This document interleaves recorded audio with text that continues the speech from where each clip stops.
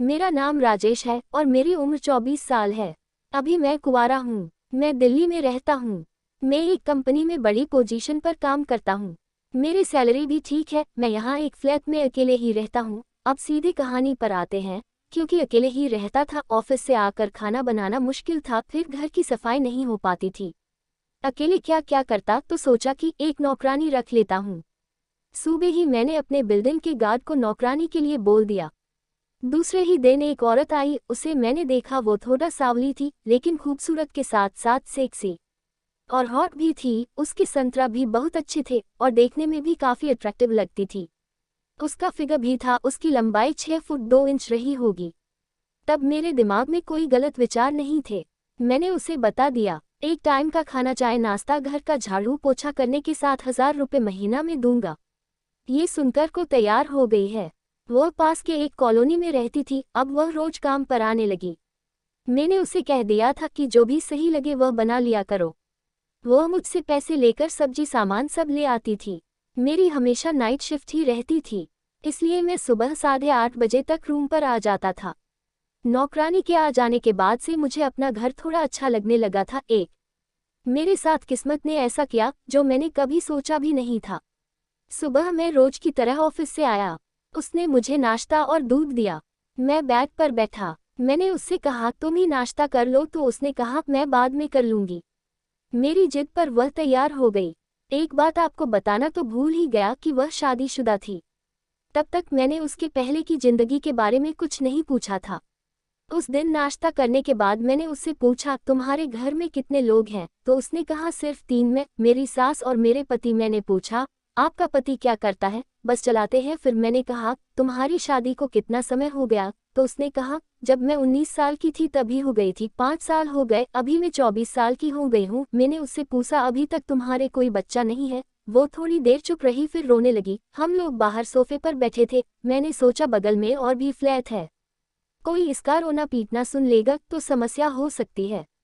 सब लोग न जाने मेरे बारे में क्या सोचेंगे। मैंने उसको बांह पकड़कर उठाया, उसके बाद उसे बेडरूम में ले गया। मेरे पास डबल बेड है। मैंने उसे बेड पर बैठा दिया। मैं उसको समझाने लगा और उसको तसल्ली देते हुए अपने गले से लगा लिया। उनकी पीठ पर हाथ फेरने लगा। वह सिमट गई।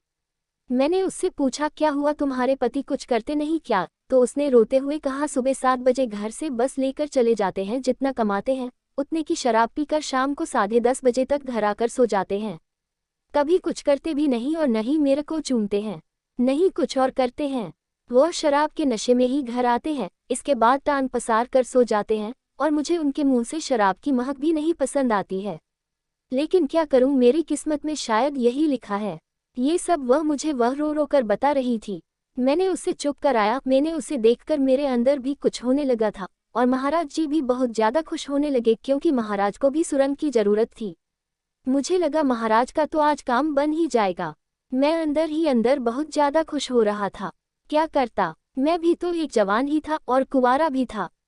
मैंने उससे कहा, चिंता की कोई बात नहीं है, सब सही हो जाएगा, मैं हूं ना। मैंने उसे हिम्मत करके कहा, अगर तुम्हारी ऐसा हो तो तुम भी माँ बन सकती हो, तुम्हारी बदनामी भी नहीं होगी। उसने बड़ी उत्सुकता से पूछा, कैसे? मैंने कहा, देखो, मुझे एक साथी की जरूरत है और तुम्हें बच्चे की। मेरा अभी शादी करने का मूड नहीं है, तो मेरा साथ दो, मैं तुम्हारा। तो उसने कहा, अपने पति को क्या कहूगी? मैंने कहा, कह देना कि यह आपका ही है, उनके किसी दिन महान फल बता देना कि बच्चा रुक गया। उसने कहा, बदनामी हो सकती है। मैंने कहा, कैसे? किसी को पता ही नहीं चलेगा तो कैसे बदनामी होगी? तुम यहाँ दिन में काम कर रही हो, मेरे साथ मेरी बीवी बनकर रहो जिंदगी भर, बिना बच्चे से तो अच्छा ही है। वो कुछ नहीं बोली, चुप रहे। मैंने उससे कहा, सोच लो, जो तुम्हें ठीक लगे फिर बताना। फिर मैं सो गया। वो रसोई में चली गई। 2:30 बजे, घंटे बाद में उठा, खाना खाने लगा। थोड़ी देर बाद वह किचन से वापस आई तो उसने कहा, जो आप कह रहे थे शायद वह ठीक ही है। फिर क्या था, मेरे मन की मुराद पूरी हो गई और मेरे अंदर खुशी से लड्डू फूटने लगे। महाराज भी अंदर ही अंदर उछल कूद करने लगे। तब शायद दिन के 2:30 बजे बज रहे थे। मैंने उसे झट से गोद में उठा लिया और कहा, अब तुम्हें रोने धोने की कोई जरूरत नहीं है, तुम्हारे दिल की मुराद और तमन्ना सब मैं पूरी कर दूंगा। ये सुनते ही उसकी आंखों में खुशी की लहर दौड़ गई। वह थोड़ी सहम रही थी। मैंने देर ना करते हुए जल्दी से उसे बेड पर लिटाया और उसको जी भर के किस करने लगे और वह थोड़ी शर्मा रही थी और कांप भी रही थी। मैंने धीरे धीरे थैली से दोनों संतरे को बाहर निकाला और बड़े प्यार से उनको दबाया। उसने अपनी आंखें बंद कर ली और कहने लगी, लाइट बंद कर दो जी है। मैंने कहा, यह मेरा पहली बार है, इसलिए मैं लाइट बंद नहीं करूँगा। हालांकि मेरे लिए ये सब नया वही था, लेकिन मैं तो पूरा लुत्फ उठाना चाहता था। वह बोली, मुझे बहुत शर्म आ रही है। मैंने कहा, शर्माने की जरूरत नहीं है, तुम मुझे अपना पति समझ लो। फिर वो कुछ नहीं बोली। सेंटर काफी बड़े थे और सख्त भी थे, इसलिए मैं उनके पानी को पीने लगा। थोड़ी देर बाद वह भी किस्कारियां भरने लगी। धीरे से मैंने सुरंग के द्वार से पर्दा हटाया तो देखा सुरंग के द्वार आगे बहुत बड़ी झाड़ियां थी। लग रहा था कि काफी टाइम से सुरंग की सफाई नहीं हुई थी। लेकिन महाराज को कौन सा फर्क पड़ने वाला था, महाराज तो बहुत ज्यादा उतावले हो रहे थे। महाराज को ये सब देखने की फुर्सत कहाँ थी। अचानक ही महाराज पिंजरे से बाहर आए और गुस्से में पूरी तरह भूल चुके थे। नौकरानी ने जैसे ही महाराज को देखा पर डर के मारे बेड से उठकर भागी। हाय दैया, मैं तो मर ही जाऊंगी, इतना मोटा। मैंने जल्दी से उसका हाथ पकड़ा और कहा, क्या हुआ, क्यों डर रही हो? वह बोली, साहब जी, महाराज तो बहुत गुस्से में दिख रहे हैं, कहीं ये सुरंग को तोड़ फोड़ न डालें। मैंने अपनी नौकरानी को प्यार से बेड पर बिठाया और समझाया। मैंने कहा, देखो महाराज, जितना भी गुस्से में क्यों न हो, लेकिन वो नुकसान नहीं पहुंचाएंगे। वह तो बस चूड़ के अंदर जाकर मुआयना करेंगे और बड़े ही प्यार और शांति के साथ बाहर आ जाएंगे। वह पूरी तरह कांप रही थी। मैंने उसके पूरे शरीर को चूमा, सर से लेकर पांव तक उसको खूब उत्तेजित किया। वह पूरी तरह तैयार हो चुकी थी। अब मैंने महाराज को धीरे धीरे सुरंग के द्वार तक पहुंचाया। महाराज की झाड़ियों को इधर उधर करते हुए रास्ता ढूंढने लगे। आखिरकार महाराज ने अपना रास्ता खुद ही बना लिया। अब महाराज गुफा के द्वार पर धीरे धीरे प्रवेश करने लगे। अभी थोड़ा ही आगे पहुंचे से थे कि अचानक मेरी नौकरानी चिल्लाने लगी, साहब जी, महाराज को जल्दी से बाहर बुलाओ। मैंने अपनी नौकरानी को समझाया, देखो महाराज बहुत गुस्से में है, अगर तुम महाराज को बार बार परेशान करोगी तो वह गुस्से में तोड़फोड़ कर देंगे, इसलिए महाराज को अपना काम करने दो। महाराज भी अब धीरे धीरे सुरंग के अंत तक पहुंच चुके थे। महाराज को सुरंग बहुत पसंद आई और वह खुशी से उछल कूद करने लगे। महाराज खुशी से पूरी गुफा का मुआयना किया। वह दौड़ते हुए कभी अंदर जाते, कभी बाहर आते और खूब ऊदल उथल करते। सुरंग से बहुत तेज तेज की आवाज आ रही थी, मानव जैसे सुरंग के अंदर खुशी से पटाखे फूट रहे हो।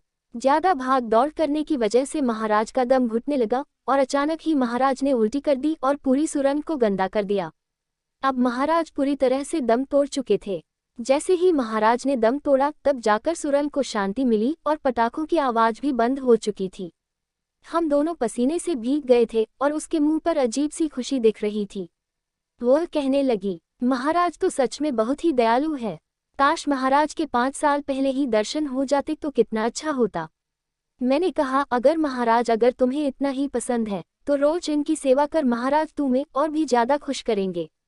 उसने मेरे शरीर पर कई जगह नाखून से निशान बना दिए थे। अब तो बस रोज सुबह आते ही हम दोनों बिस्तर पर दो जिस्म एक जान हो जाते हैं। आज वह 2 बेटों की माँ है जो कि मेरे ही बेटे हैं। अब वह बहुत खुश है और आज भी मेरे यहाँ काम करती है। वह पूरा दिन मेरी पत्नी बनकर मेरे साथ रहती है और रात को अपने शराबी पति के पास। इसी तरह हम दोनों का काम निकल रहा है। दोस्तों, ये कहानी आप लोगों को कैसी लगी कमेंट बॉक्स में जरूर बताइएगा और वीडियो को लाइक कर दीजिएगा। अगर कहानी अच्छी लगे तो चैनल को सब्सक्राइब करना ना भूलें। आप लोग ऐसे ही सपोर्ट करते रहे और अपना प्यार बनाए रखें। धन्यवाद।